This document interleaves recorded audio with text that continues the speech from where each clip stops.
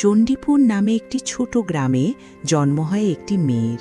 তার নাম রাখা হয় সুভাষিনী, যে নামের অর্থ মিষ্টি ভাষায় কথা বলা। কিন্তু জন্মের পরেই বোঝা যায় সে কথা বলতে পারবে না। ধীরে ধীরে সবাই তাকে শুভা বলে ডাকতে শুরু করে। দুই বড় বোনের বিয়ে হয়ে গেলে সংসারে আর কোনো উৎসবের কথা থাকে না। ঘরের কোণে নীরবে থেকে যায় শুভা, বাবা মায়ের দুশ্চিন্তার এক স্থায়ী কারণ হয়ে। ছোটবেলা থেকে শুভা বুঝে যায় সে আলাদা। তার সামনে দাঁড়িয়েই মানুষ তার ভবিষ্যৎ নিয়ে কথা বলে। তার বিয়ে হবে কিনা, সে কার বোঝা হবে, এসব আলোচনা চলে। সে কিছু বলতে পারে না, শুধু বড় বড় চোখে তাকিয়ে থাকে। এই তাকিয়ে থাকাই একসময় তার ভাষা হয়ে ওঠে। কিন্তু মানুষ সেই ভাষা বুঝতে চায় না। তার মা শুভাকে নিজের ত্রুটি মনে করেন, নিজের গর্ভের লজ্জা বলে ভাবেন। বাবা যদিও তাকে একটু বেশি স্নেহ করেন, তবু সেই ভালোবাসা নীরব, অসহায়। শুভার চোখ ছিল তার সবচেয়ে বড় শক্তি।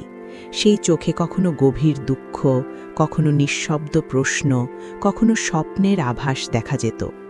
অন্য শিশুরা সেই চোখে তাকিয়ে অস্বস্তি বোধ করত। তারা তাকে এড়িয়ে চলত, খেলায় ডাকত না। ফলে শুভা একা হয়ে পড়ে। সে কারো সঙ্গে ঝগড়া করে না, কারো কাছে কিছু চায় না। নিজেকে আড়াল করাই তার অভ্যেস হয়ে যায়। তাদের বাড়ি গ্রামের পাশ দিয়ে বয়ে যাওয়া ছোট নদীর ধারে। এই নদী খুব বড় নয়, কিন্তু সারাক্ষণ বয়ে চলে, চুপচাপ নিজের কাজ করে যায়। শুভা এই নদীটাকে খুব ভালোবাসে। কাজের ফাঁকে সে নদীর ধারে এসে বসে থাকে। নদীর জল, মাঝির গান, পাখির ডাক, গাছের পাতার মর্মর, সব মিলিয়ে যেন প্রকৃতি তার হয়ে কথা বলে। মানুষ যে ভাষা বোঝে না, প্রকৃতি সেই ভাষায় শুভার সঙ্গে কথা বলে। দুপুরবেলায় যখন গ্রামটা হঠাৎ থেমে যায়, তখন শুভার সবচেয়ে প্রিয় সময়। নৌকা চলে না, মানুষ ঘুমায়, চারপাশ নিঃশব্দ। সেই সময় বোবা প্রকৃতি আর বোবা মেয়ে পাশাপাশি বসে থাকে। এই নীরবতার মধ্যেই শুভা সবচেয়ে বেশি নিজের মতো হতে পারে। মানুষের চেয়ে প্রাণীদের সঙ্গে তার সম্পর্ক অনেক গভীর।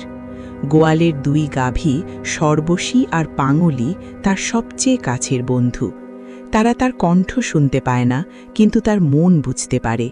শুভা যখন কষ্ট পায়, তারা কাছে এসে দাঁড়ায়, গা ঘেঁষে তাকে সান্ত্বনা দেয়। ছাগল আর বিড়াল ছানাও তাকে ভালোবাসে, কিন্তু গাভীদের সঙ্গে তার সম্পর্কটা আলাদা। গ্রামের মানুষদের মধ্যে একমাত্র প্রতাপই তার নীরব সঙ্গ মেনে নেয়। প্রতাপ অকর্মণ্য,